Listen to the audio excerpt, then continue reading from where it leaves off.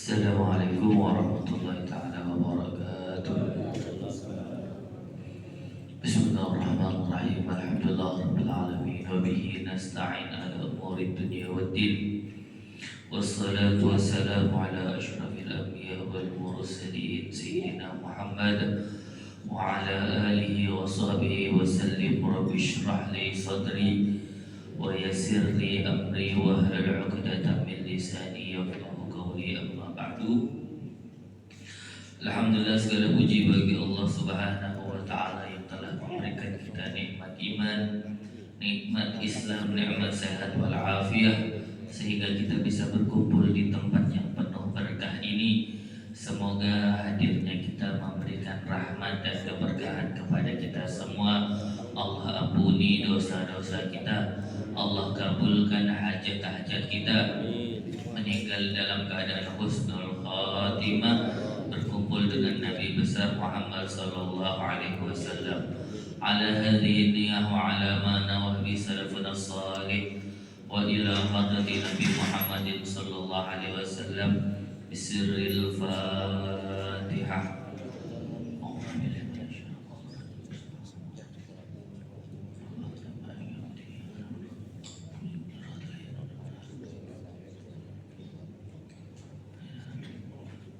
Sebelumnya mengabarkan guru kita bersama berada di Jawa sekarang. Beliau pulang kampung, jadi saya mohon izin menggantikan beliau. Bismillahirrahmanirrahim. Di dalam kitab Hadis Arba'in An-Nawawi disebutkan an Abi Abdillah An-Nu'man bin Bashir radhiyallahu an qala sami'tu Rasulullah sallallahu alaihi wasallam yaqul innal halala bayyinun wa innal harama bayyinun wa bainahuma umurun mushtabihat la ya'lamuhunna katsirun minan nas faman ittaqa syubhat faqad istabra'a li dinihi wa 'irdihi wa man waqa'a fi syubhat waqa'a fil haram. Al-hadis. Di dalam kitab Arba'in An-Nawawi diterangkan bahwasanya Rasulullah sallallahu alaihi wasallam bersabda, innal halala bayyinun. Sesungguhnya perkara halal, barang halal itu semuanya sudah jelas, sudah diterangkan di dalam Al-Quran dan diterangkan oleh hadis Nabi besar Muhammad sallallahu alaihi wasallam. Al-halal ma ahallallahu fi kitabillah. Barang halal itu sudah diterangkan, yang sesuatu yang dihalalkan di dalam kitabnya Allah. Jadi semuanya itu sudah diterangkan, yang halalkah yang haram. Dan alhamdulillahnya kita ini bagian halalnya itu lebih banyak daripada sesuatu yang haram. Kita gerogotin tulang masih halal. Orang Yahudi makan daging boleh, tapi nggak boleh ngerogotin tulang. Dan makanan yang boleh kita makan itu lebih banyak daripada sesuatu yang haram. Itu termasuk daripada nikmatnya Allah Subhanahu wa taala. Di bulan Ramadan kemarin kita dididik oleh Allah melalui puasa. Ya ayyuhalladzina amanu kutiba alaikumussyam kama kutiba alal ladzina min qablikum la'allakum tattaqun. Kita diperintahkan puasa. Puasa salah satu hikmahnya, kita itu diajarkan barang yang halalnya saja itu kita dianjurkan untuk menahan diri. Jangan deketin dulu, makanan yang halal, minuman yang halal, pasangan yang halal, nggak boleh dideketin. Terlebih lagi sesuatu yang haram. Itu didikan bulan Ramadan. Tujuannya apa? La'allakum tattaqun. Seterusnya kita menjadi orang bertakwa. Nah, selesai Ramadan ini, mungkin karena Ramadan 30 hari puasa, takutnya balas dendam, semuanya dicoba. Nah, jadi diperhatikan halal haram itu penting. Sampai dikatakan kul masyita, kamu boleh makan apa aja boleh. Famisluhu ta'mal. Tapi ingat, engkau akan beramal sesuai yang kamu makan. Makananmu baik, diridhai oleh Allah, engkau akan beramal dengan amal yang baik. Kalau engkau makan yang sesuatu yang haram, yang buruk, kelakuanmu akan haram, kelakuanmu akan buruk. Nanti ada perkataannya. Jadi sebisa mungkin kita ini makan makanan yang halal, didapetinnya dengan cara yang halal. Sampai dikatakan di dalam hadis yang lain, innallaha thayyibun la yaqbalu illa thayyiban. Allah itu zat yang baik dan tidak menerima sesuatu kecuali di situ sudah baik. Sampai Allah memberikan perintah, orang yang beriman dengan para nabi ada perintah yang sama. Allah berfirman, ya ayyuhar rusul kulu minat thayyibati wa'malu shalihan. Kalau kepada orang beriman, ya ayyuhalladzina amanu kulu minat thayyibati ma razaqnakum. Wahai para rasul, makanlah sesuatu yang baik, sesuatu yang halal, wa'malu shalihan, dan beramallah amal yang saleh. Diterangkan dalam kitab Manhajus Sawi, kenapa Allah perintahkan kulu minat thayyibat, makanlah makan yang baik, dan Allah dahulukan daripada amal soleh. Nah, makan dulu kan, baru beramal soleh. Ini menunjukkan ihtimamnya Allah, pedulinya Allah terhadap apa yang kita makan. Sebab kita ini manusia, beda dengan malaikat. Malaikat tidak perlu makan, manusia perlu makan. Nggak makan nggak bisa lanjut hidup. Nah, ketika kita masih butuh makan, Allah perintahkan makan yang baik. Ibaratkan kalau diri kita ini kendaraan, mobil, kita punya tujuan Martapura, kita punya tujuan surga, ridho Allah. Jalanan harus kita tempuh. Di dunia kita punya jalan. Wa khalaqtul jinna wal insana illa liya'budun. Jalannya adalah kita beribadah supaya sampai ke surga. Nah, kita ini kayak mobil. Mobil kalau seandainya bahan bakarnya bagus, mulus, jalannya tuh enak, Pak.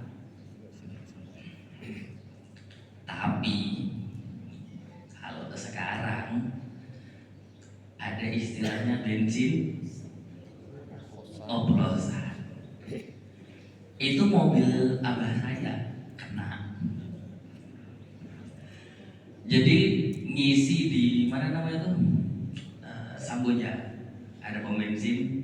Nah, ngisi. Pulang dari sekumpul isi bensin di situ. Untungnya masuk tol. Tol itu kan lurus ya, aman. Selesai dari tol, kena lagi naik turun. Pas naik, jadi kayak odong-odong, Pak. Itu yang anak kecil ketawa-ketawa, yang bapak-bapak panik. Dan alhamdulillahnya masih sampai ke rumah.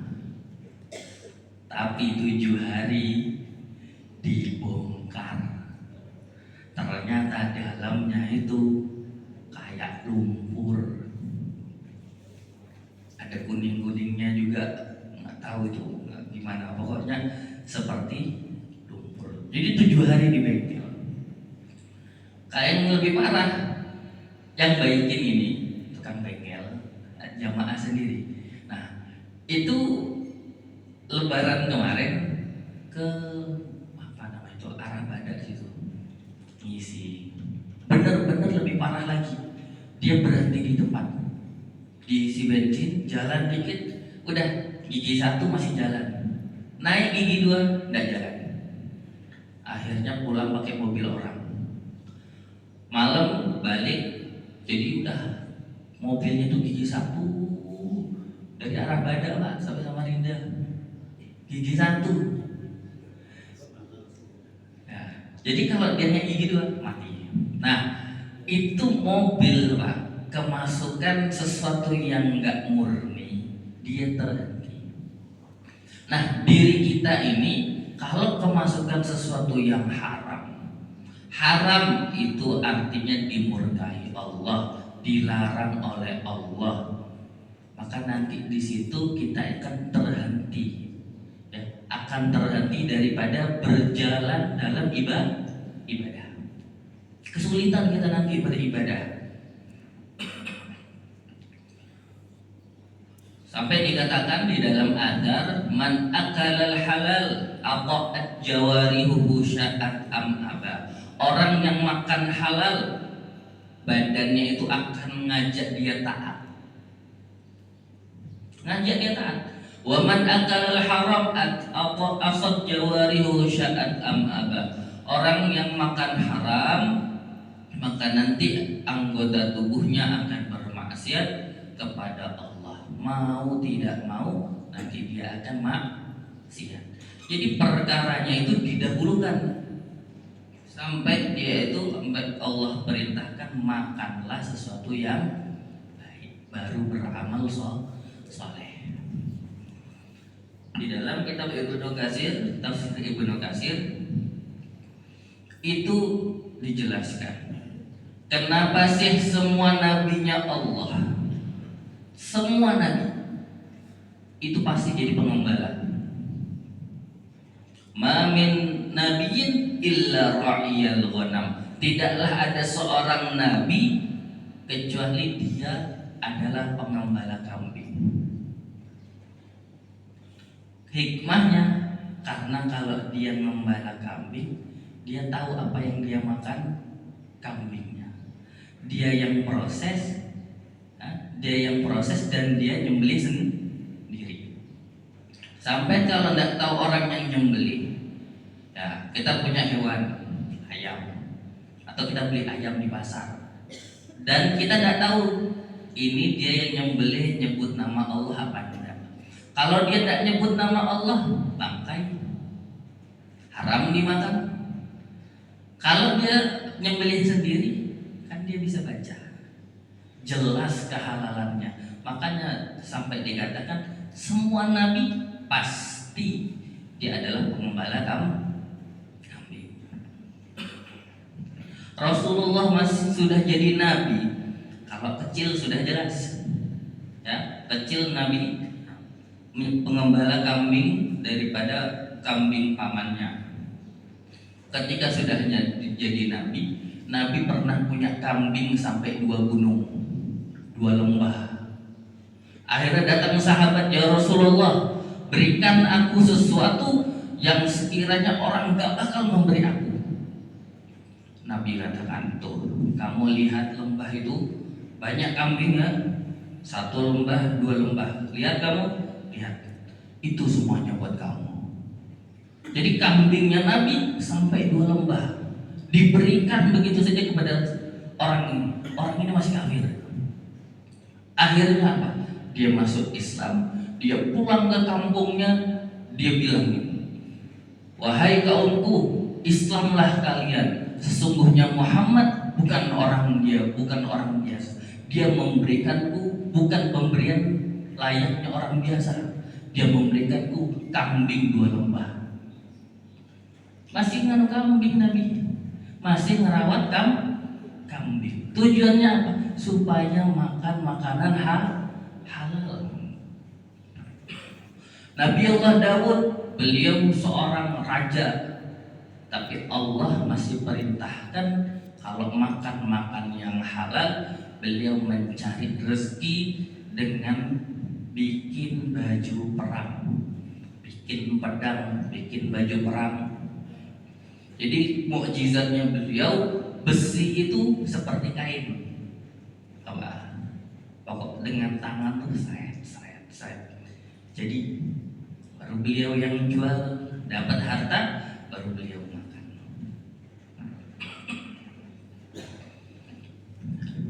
Jadi kalau kita kerja, ya, kerja itu ibadah, ya, kerja adalah ibadah. Nabi Allah Isa pernah melewati satu orang. Ketika dia lewatin, orang ini ibadah terus. Nabi Isa liatin aja. Habis itu orang ini nanya, ada apa ya Ruhullah? Ada apa Nabi Isa? Tidak, aku lihatin. Apa yang kamu lakukan? Ata'abbad. Aku beribadah saja ya wahai Nabi Isa. Tidak kerja. Enggak. Man ya'uluka, siapa yang nanggung kamu, kasih makan kamu? Kakak saya yang kerja, saya cuma ibadah. Maka kata Nabi Isa, akhuka a'badu minka. Taulah, kakakmu yang kerja itu dia lebih ahli ibadah daripada kamu. Kerja, tapi dia nama sama Nabi Isa dikatakan dia lebih ahli ibadah. Jadi kita sebisa mungkin mencari rezeki yang halal. Sampai dikatakan idza sadaqal 'abdu fi talabil halal istakhrajahu Allah min bainil haram wasyubhat kama yastakhrijul laban min baini farasin wa dahmin. Zaman sudah rusak, di mana-mana banyak riba, betul? Yang pinjol lah, yang apalah, yang apa, duit dikorupsi apa aja sudah. Zaman sudah rusak. Tapi dikatakan kalau seorang hamba benar-benar mencari sesuatu yang halal, maka Allah akan mencarikan jalan bagi dia sesuatu yang halal di antara yang haram sama syubhat. Karena Allah mampu melakukan itu. Seperti kambing atau sapi. Sapi makan rumput, nanti ada jadi darah, jadi kotoran. Tapi jangan lupa, juga dari rumput itu ada namanya susu.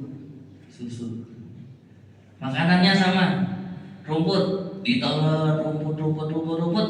Ada yang jadi darah, ada yang jadi kotoran, ada yang jadi susu. Nah, ini kalau kita benar-benar ya Allah, saya kerja dari pagi mencari rezekimu yang halal, insya Allah Allah yang akan aturkan. Duit gaji, insya Allah di situ semuanya duit yang halal. Jadi kerja sebisa mungkin kita amanah.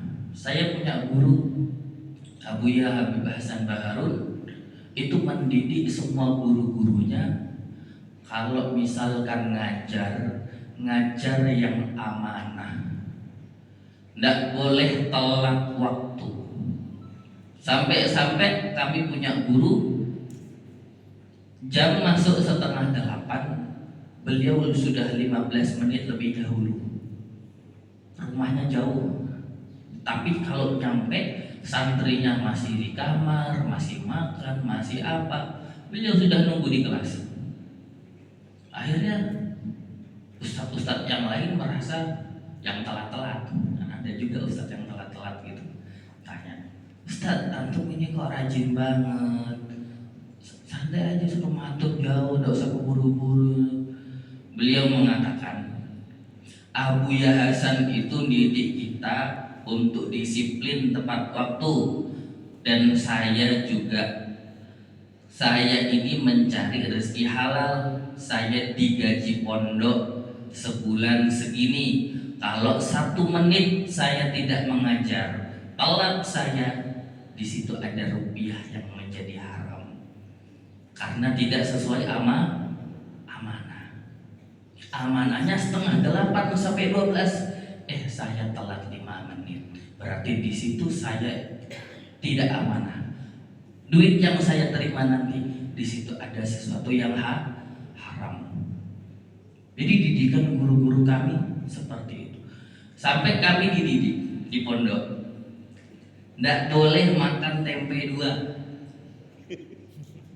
Ya, di tempat kami nggak boleh makan tempe 2. Jadi rezekinya, misalkan pagi jadwal dapat 1 kos, apa sih kos 1 tempat nasi itu apa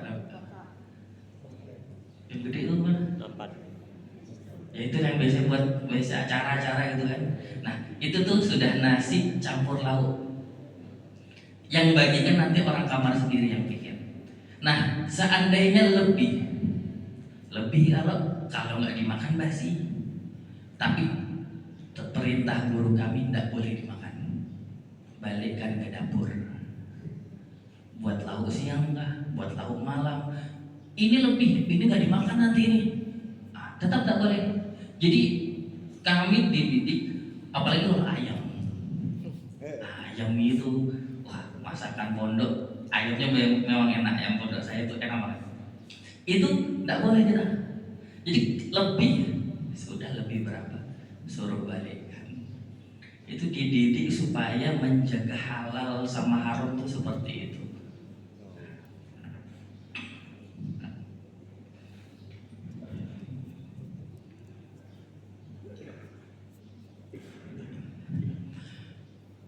Wa innal harama bayyinun, dan perkara haram juga jelas. Semua sesuatu yang haram sudah diterangkan oleh Allah. Cukup di ayat Al-Maidah ayat 3. Itu sudah jelas dah yang haram-haram itu. Hurrimat alaikum al-maitatu, bangkai. Termasuk bangkai yang kalau disembelih tidak menyebut nama Allah. Al-maitatu wadamu, darah. Ada makanan di Jawa Tengah, cara bikinnya itu dari darah. Jadi darah dikumpulkan, dinginkan, nanti jadi kayak agar-agar, dipotong-potong baru digoreng. Nah itu tidak boleh itu. Atau ada makanan luar negeri, cara makannya itu cara masaknya, hewannya tidak disembelih, dipukul supaya darah dianya mati, darahnya ngumpul masih di darah, di daging gitu. Jadi masih utuh, gede. Kalau disembelih kan darahnya keluar. Nah itu dimasak, tidak boleh, darahnya harus keluar. Seumpama sampai makan ayam merah, maka jangan dimakan. Walahmal khinzir, daging babi dalam bentuk apapun tidak boleh. Walahmal khinzir wal munkhaniqatu wal mawquf wa ma uhilla bihi li ghairillah, dan yang disembelih tidak menyebut nama Allah. Baru yang dicekik, yang dipukul, yang dijatuhkan, yang dimakan hewan buas, kecuali kalau sempat masih. Lalu yang memabukkan, narkoba atau minuman khamar atau hewan buas, yang bercakar, yang bertaring, sudah itu saja yang Allah haramkan. Kalau dari barangnya hanya tadi itu yang Allah haramkan. Kebanyakan yang haram itu sebab caranya. Caranya nyuri, caranya korupsi. Nah, itu caranya nipu, maka itu yang membuat barang tersebut menjadi haram.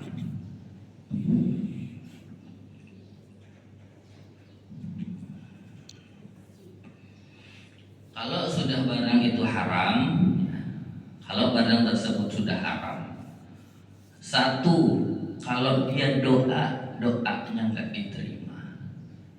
Sampai Nabi pernah cerita kepada sahabat, ada orang bepergian, orang safar, itu mereka di makom fi sabilillah. Kita misalkan sekumpul kah, umroh kah, mudik kah, mereka itu doanya mustajab, didengar oleh Allah. Kenapa? Orang bepergian itu mereka merasakan namanya siksaan. Innas safar qit'atun minal adab. Orang bepergian itu kena sedikit daripada siksaan. Capek perjalanan jauh. Di situ ada siksaan. Maka doanya mereka itu mustajab.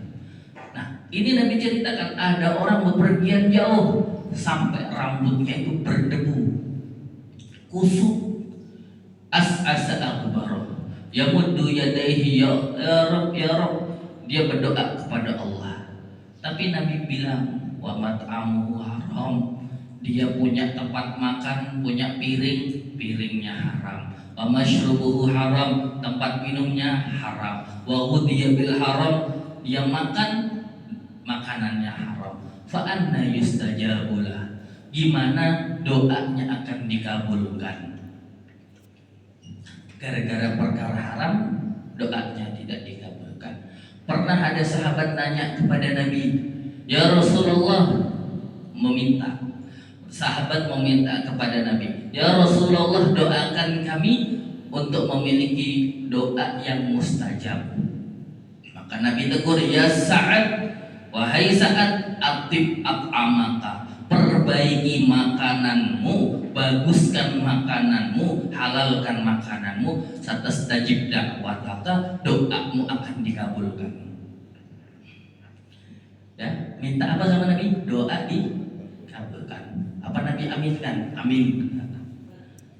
Introspeksi, perbaiki makananmu, doamu akan dikabulkan. Kalau kita sholat, seandainya kita sholat sekarang, itu umpama subuh tadi, itu nanti diangkat, ya.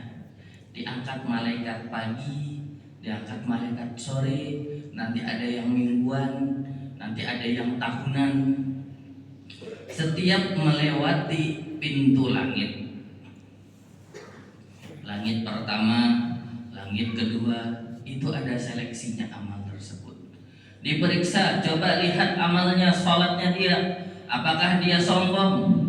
Ya, dia sombong, lemparkan ke wajah dia. Lolos, dia nggak sombong, ya udah sholat kayak sholat biasa. Riya enggak dia? Oh riya. Dari langit kedua dilemparkan ke muka orang tadi. Naik, misal umpama tidak riya, dilihat lagi, apakah ya, dia makan sesuatu yang haram. Sarapannya tadi haram enggak? Oh enggak. Makan siangnya haram. Ya udah, lemparkan kepada dia. Jadi makanan haram itu menolak daripada ibadah kita. Jadi seleksinya itu banyak. Baru di situ kalau sudah kita lolos daripada seleksi tadi itu, baru amal kita nyampe kepada Allah. Jadi makanya perkara makanan itu penting. Beli baju, ada duit haram 1 rupiah. Man ishtara sauban bi asyra darahim wa fiha dirhamun min haram lam yataqabbalillahu lahu salatan. Ya, Rasulullah mengatakan siapa orang beli baju harganya 10 dirham, 100.000 lah, 10.000-nya itu uang haram, maka Allah tidak menerima sholat yang menggunakan baju tadi. Jadi selama pakai baju itu dia sholat nggak diterima oleh Betul-betul yang harus kita pakai bukan hanya suci daripada najis, tapi juga suci daripada barang haram. Karena Allah itu baik, tidak menerima kecuali sesuatu yang baik.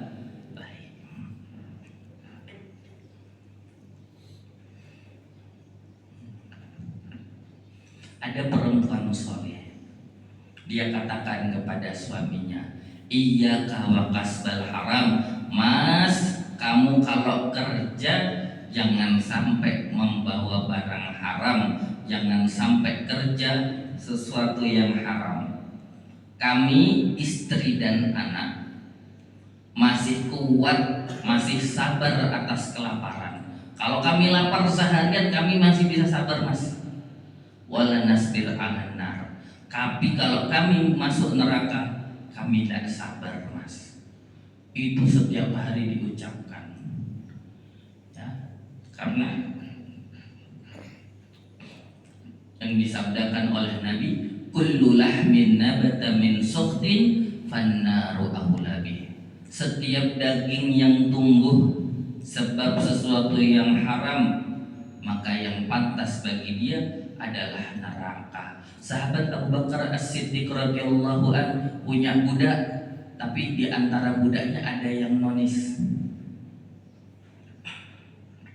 Beliau sudah warok, sudah hati-hati, disuguhin kopi. Kopi dari mana?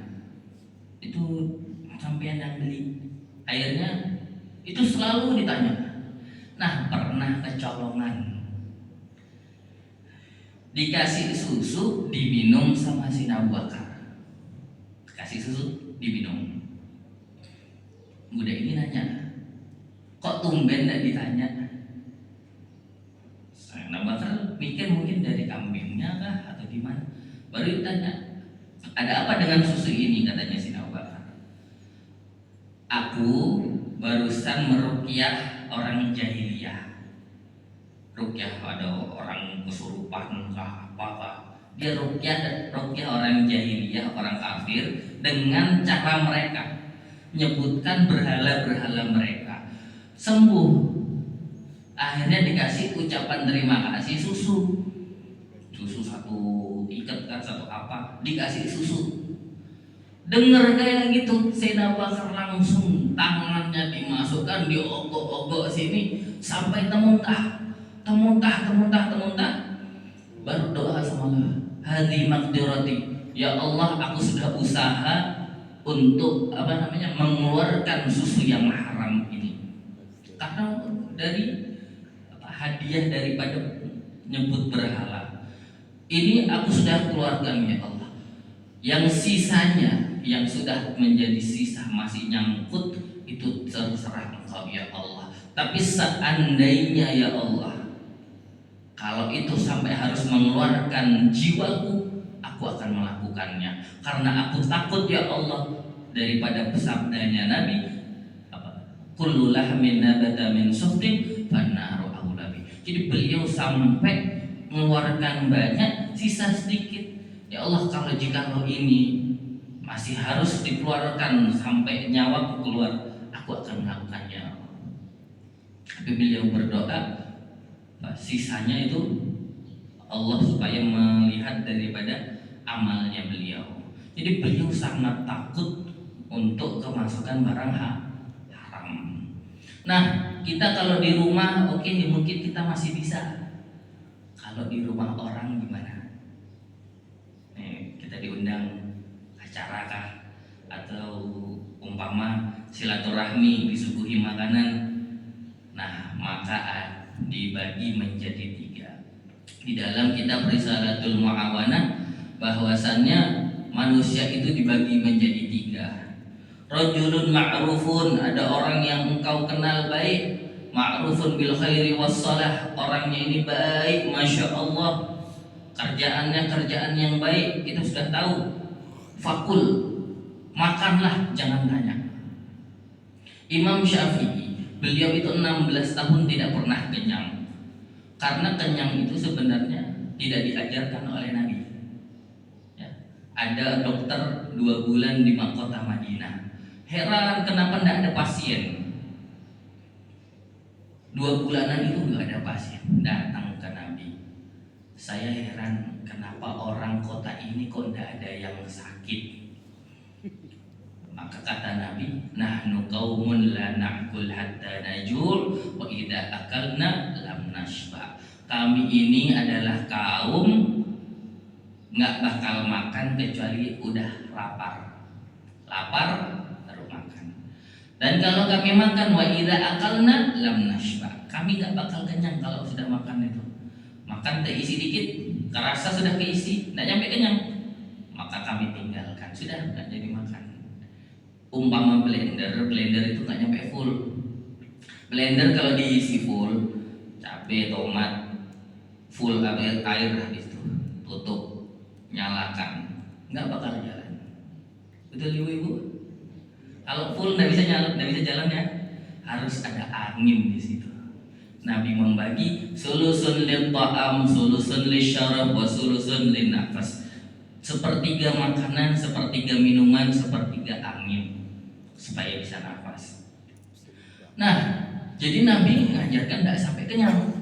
Imam Syafi'i mengamalkan hadis tersebut istiqomah 16 tahun tidak pernah kenyang. Mau sarapan, makan malam, makan siang, nggak pernah kenyang. Bertamu ke rumahnya Imam Ahmad bin Hanbal, disuguhinlah makanan karena yang datang gurunya. Imam Ahmad bin Hanbal berguru kepada Imam Syafi'i, gurunya datang disuguhin makanan yang banyak. Imam Syafi'i bukan makan sedikit, makannya banyak banget. Nah, putrinya Imam Ahmad bin Hanbal nanya, bah, katanya abah, gurunya abah ini Masya Allah nggak pernah kenyang, kok makannya nggak selesai, banyak betul makannya bah. Imam Ahmad bin Hanbal nanya Imam Syafi'i, guru, anak saya nih nanya, katanya sampean nggak pernah kenyang 16 tahun, kok makannya banyak nggak selesai. Dia minta penjelasan guru. Katanya Imam Syafi'i, ya selama saya makan sendiri saya nggak bakal kenyang. Tapi saya makan makanan orang soleh, makanan tersebut makanan yang berkah, maka saya makan sebanyak-banyaknya untuk mencari berkah supaya sakit saya disembuhkan. Beliau punya penyakit lubang pantat itu keluar darah. Saya tidak tahu nama penyakitnya atau apa. Ya itu. Nah, itu keluar darah terus. Jadi kalau beliau duduk lama belajar, nanti selesai dari tempat duduk, beliau sudah ada wadah isinya darah. Nah, itu Imam Syafi'i. Nah, itu beliau kalau sama orang soleh makan yang banyak, nggak pakai tanya. Sampai kalau berguru, datang ke rumah guru siapa, ditawari makanan, makan yang banyak. Ya, makan yang banyak, cari berkah. Nah, kalau orangnya kita nggak kenal, diundang kemana? Dapat undangan tiba-tiba ke dekat Islamik, diajak sama siapa gitu kan? Kita nggak kenal dia. Yang punya rumah ini orang baik kah atau orang jelek? Kita tidak pernah tahu kebaikannya, tidak pernah tahu keburukannya. Maka kalau bisa tanya yang lemah lembut. Ya, apa halal kayak ini? Halal. Lembut aja nanyanya. Tapi kalau misalkan kita nanya dia tersinggung sakit hati, tidak usah tanya. Husnudon. Ya, kita membin babi husnudon. Beda husnudon. Nah, saya tidak tahu nih siapa yang ngasih. Nah, tapi saya langsung husnudon. Tapi kalau ini dari masjid, oh ini dari masjid ini, kita tahu, insya Allah masjid ini baik, minum aja, tidak usah nanya. Nah, kalau yang ketiga, orang yang engkau kenal dia ini tidak baik, jangan makan sama sekali makanannya. Walaupun seandainya dia itu nadir, ada sedikit hartanya, dia jalur halal. Yang ini potensi korupsi. Sini ada jualan, dia punya jualan kecil-kecilan. Nah, yang ini halal, yang ini nggak tahu nih, tetap jangan dimakan. Ya, tetap jangan dimakan karena takut yang kebanyakan hartanya tadi itu harta yang haram masuk kepada kita, efeknya besar. Jadi namanya ini adalah warok, ya, warok. Kita itu diajarkan warok. Warok itu berhati-hati terhadap apa yang kita makan. Wa bainahuma umurun mushtabihat. Sudah habis waktunya.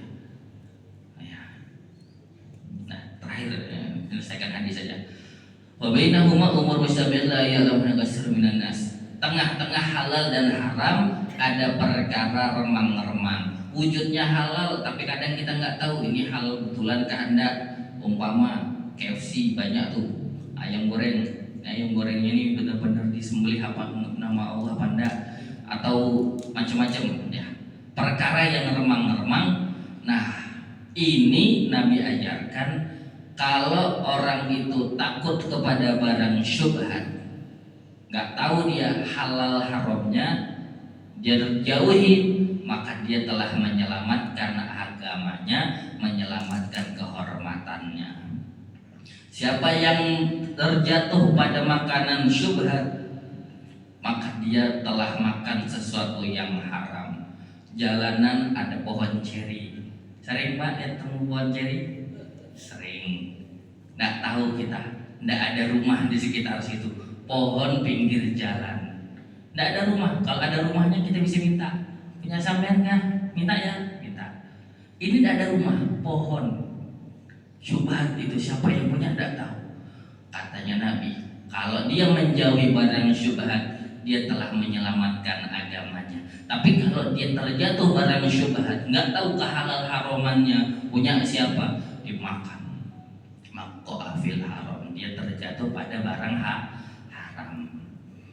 Jadi di bulan Ramadan sebagaimana kita diajarkan menjaga makanan halal, maka di luar Ramadan kita belajar jangan sampai kemasukan barang haram.